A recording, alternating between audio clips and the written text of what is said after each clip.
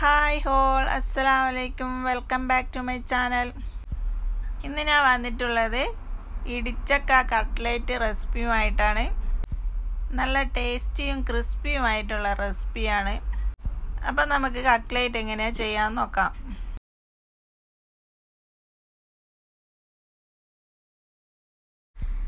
അപ്പോൾ ഞാനിവിടെ ഇടിച്ചക്ക കട്ട് ചെയ്തെടുത്ത് ഉപ്പും മഞ്ഞളും കുറച്ച് കുരുമുളകും ഇട്ട് കുക്ക് ചെയ്തെടുത്തതാണ്. ഇത് നമുക്കൊരു മിക്സിൻ്റെ ജാറിലോട്ടിട്ട് ഒന്ന് ക്രഷ് ചെയ്തെടുക്കാം. അധികം ക്രഷ് ചെയ്തെടുക്കേണ്ട ആവശ്യമൊന്നുമില്ല, ഒന്ന് കറക്കിയാൽ മതി ഫസ്റ്റിലിട്ടിട്ട്. അപ്പം ഞാനിത് മുഴുവനായിട്ടും ക്രഷ് ചെയ്തെടുത്തിട്ടുണ്ട്. ഇനി നമുക്കൊരു പാൻ വെച്ച് സ്റ്റൗ ഓൺ ആക്കിയിട്ട് ഇതിൻ്റെ മസാലകളൊക്കെ ഒന്ന് റെഡിയാക്കി എടുക്കാം. ഞാനിവിടെ ഒരു പാൻ വെച്ച് സ്റ്റൗ ഓൺ ആക്കിയിട്ടുണ്ട്. ഇനി ഇതിലോട്ട് 2 ടീസ്പൂണ് ഓയിൽ ഒഴിച്ച് കൊടുക്കാം. ഞാനിവിടെ സൺഫ്ലവർ ഓയിലാണ് എടുത്തിട്ടുള്ളത്. എണ്ണ ചൂടായതിന് ശേഷം നമുക്ക് സവാള വഴറ്റിയെടുക്കാം. ഞാനിവിടെ ഒരു മീഡിയം സൈസുള്ള 2 സവാള കട്ട് ചെയ്തെടുത്തിട്ടുണ്ട്. ഇനി നമുക്കിത് നല്ലോണം വഴറ്റിയെടുക്കാം. ഇതിലോട്ട് ഇനി ആവശ്യത്തിനുള്ള ഉപ്പ് ആഡ് ചെയ്ത് കൊടുക്കാം. ഉപ്പ് ആഡ് ചെയ്ത് കൊടുത്തതിന് ശേഷം ഇഞ്ചിയും വെളുത്തുള്ളിയും പച്ചമുളകും ക്രഷ് ചെയ്ത് വെച്ച 1 ടീസ്പൂണ് ചേർത്ത് കൊടുക്കാം. പിന്നെ മല്ലിയിലയും കരിവേപ്പിലയും കൂടി കട്ട് ചെയ്തെടുത്തിട്ടുണ്ട്, അതും കൂടി ഇതിലോട്ട് ആഡ് ചെയ്ത് കൊടുക്കാം. അപ്പോൾ നമ്മുടെ ഇഞ്ചിയും വെളുത്തുള്ളിയും പച്ചമുളകും ക്രഷ് ചെയ്ത് വെച്ചതും മല്ലിയും കരിവേപ്പിലയൊക്കെ ആഡ് ചെയ്ത് കൊടുത്തിട്ടുണ്ട്. ഇനി നല്ലോണം ഒന്ന് വഴറ്റിയെടുക്കാം. ഇതൊന്ന് വഴറ്റി കൊടുത്തതിന് ശേഷം നമുക്കിതിലോട്ട് ഇതിനാവശ്യമായ മസാലകളും കൂടി ആഡ് ചെയ്ത് കൊടുക്കാം. ഇനി ഇതിലോട്ട് മസാലകൾ ആഡ് ചെയ്ത് കൊടുക്കാം. 1/2 സ്പൂണ് കുരുമുളകിൻ്റെ പൊടിയും 1 സ്പൂണ് മുളക് പൊടിയും 1/2 സ്പൂണ് മഞ്ഞൾപ്പൊടിയും പിന്നെ 1 സ്പൂണ് ഗരം മസാലപ്പൊടിയും കൂടി ആഡ് ചെയ്ത് കൊടുക്കാം. ഇനി ഈ മസാലകളൊന്ന് ചെറുതായിട്ട് വഴറ്റിയെടുത്തതിന് ശേഷം നമുക്ക് നേരത്തെ ക്രഷ് ചെയ്തെടുത്ത ഇടിച്ചക്ക ചേർത്ത് കൊടുക്കാം. ഈ ഇടിച്ചക്ക കുക്ക് ചെയ്ത് ക്രഷ് ചെയ്തെടുത്തത് കൊണ്ട് നമുക്ക് അധികം ഒന്ന് വഴറ്റിയെടുക്കേണ്ട ആവശ്യമില്ല. ചെറുതായിട്ടൊന്ന് മസാലകളൊക്കെ ഒന്ന് മിക്സാക്കി എടുത്താൽ മതി. ഞാൻ ഉപ്പ് നോക്കിയപ്പോൾ കുറച്ച് കുറവുണ്ട്, ഇതിലോട്ട് കുറച്ച് ഉപ്പും കൂടി ആഡ് ചെയ്ത് കൊടുക്കണം. ഇനി നമുക്ക് ഇതിലോട്ട് ആഡ് ചെയ്ത് കൊടുക്കേണ്ടത്, ഞാനിവിടെ 2 ഉരുളക്കിഴങ്ങ് ഉപ്പിട്ട് കുക്ക് ചെയ്തെടുത്ത് ഉടച്ചെടുത്തിട്ടുണ്ട്. അത് നമുക്ക് ഇതിലോട്ട് ആഡ് ചെയ്ത് കൊടുക്കാം. ഉരുളക്കിഴങ്ങ് കൂടി ആഡ് ചെയ്ത് കൊടുത്തിട്ട് ഇത് നല്ലോണം ഒന്ന് മിക്സാക്കി എടുത്ത് നമുക്ക് സ്റ്റൗ ഓഫ് ചെയ്യാം.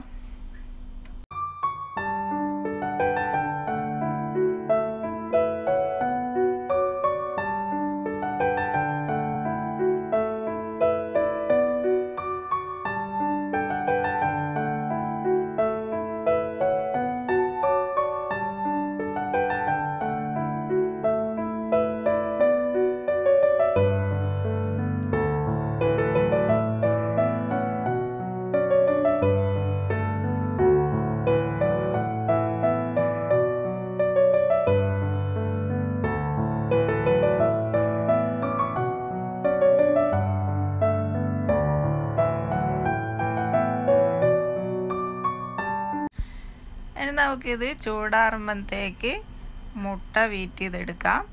ഞാനിവിടെ 2 മുട്ട എടുത്ത് വെച്ചിട്ടുണ്ട്. ഇനി ഇതിലോട്ടൊരു പിഞ്ച് കുരുമുളകിൻ്റെ പൊടിയും കുറച്ച് ഉപ്പും കൂടിയും ചേർത്ത് കൊടുത്ത് നല്ലോണം ഇതുപോലെ ഒരു ഫ്ലോക്ക് വെച്ച് കലക്കിയെടുക്കാം. ഇനി നമുക്ക് കട്ട്ലേറ്റ് റെഡിയാക്കിയെടുക്കാം.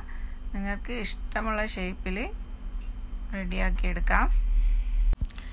ഞാനിവിടെ ഇതുപോലെ റൗണ്ട് ഷേപ്പിലാണ് റെഡിയാക്കി എടുക്കുന്നത്.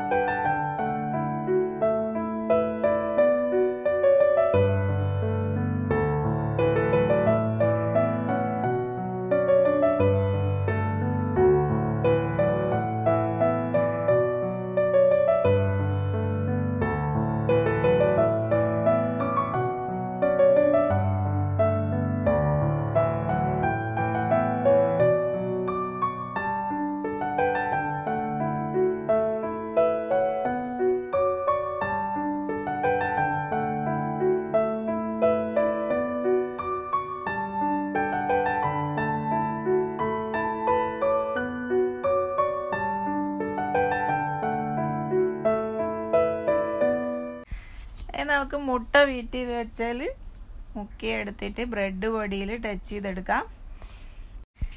ഞാനിവിടെ ഡബിൾ കോട്ടായിട്ടാണ് ടച്ച് ചെയ്തെടുക്കുന്നത്, നല്ല ക്രിസ്പി ആയിട്ട് കിട്ടാൻ വേണ്ടിയിട്ട്. ഇതുപോലെ എല്ലാ സൈഡും നല്ലോണം ബ്രെഡ് പൊടി ടച്ച് ചെയ്തെടുക്കണം. ഇതുപോലെ എല്ലാ സൈഡും ടച്ച് ചെയ്ത് കൊടുത്തതിന് ശേഷം കൈ കൊണ്ട് ചെറുതായിട്ടൊന്ന് പ്ലസ് ചെയ്ത് കൊടുക്കാം. എന്നിട്ട് വീണ്ടും മുട്ടേൻ്റെ അകത്ത് മുക്കിയിട്ട് ബ്രെഡ് പൊടീൻ്റെ അകത്ത് ടച്ച് ചെയ്തെടുക്കാം.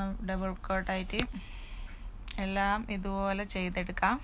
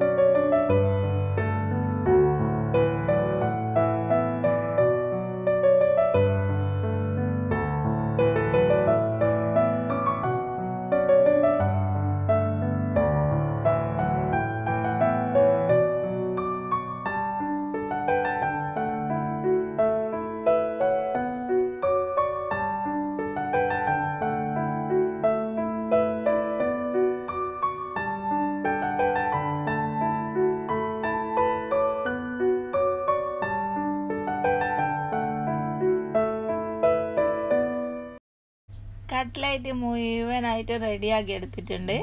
കുറച്ച് കട്ട്ലൈറ്റ് ഞാൻ ഫ്രിഡ്ജിലോട്ട് മാറ്റി വെച്ചിട്ടുണ്ട്. നമുക്ക് ആവശ്യത്തിനുള്ള ഫ്രിഡ്ജ് ചെയ്തെടുത്താൽ മതിയല്ലോ. ഫ്രിഡ്ജിൽ ഫ്രീസറിലാണ് വെച്ചിട്ടുള്ളത്. ഫ്രീസറിൽ വെക്കുന്നതാണ് നല്ലത്. നമുക്ക് ഫ്രൈ ചെയ്യുന്ന കുറച്ച് സമയം മുന്നേ എടുത്ത് വെച്ച് തണുപ്പ് മാറിയതിന് ശേഷം ഫ്രൈ ചെയ്തെടുത്താൽ മതി. കട്ട്ലൈറ്റ് ഫ്രൈ ചെയ്തെടുക്കാൻ വേണ്ടി എണ്ണ ചൂടായിട്ടുണ്ട്. സൺഫ്ലവർ ഓയിലാണ് ഞാൻ എടുത്തിട്ടുള്ളത്. ഇനി നമുക്കിത് ഫ്രൈ ചെയ്തെടുക്കാം. നല്ല ക്രിസ്പി ആയിട്ട് ഫ്രൈ ചെയ്തെടുക്കാം.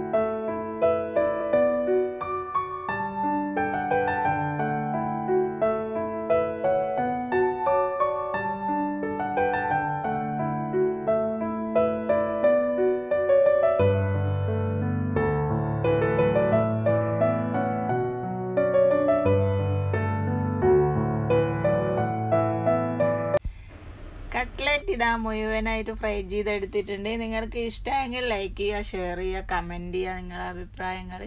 അപ്പം വീണ്ടും ഒരു വീഡിയോ ആയിട്ട് കാണാം. Thank you for watching.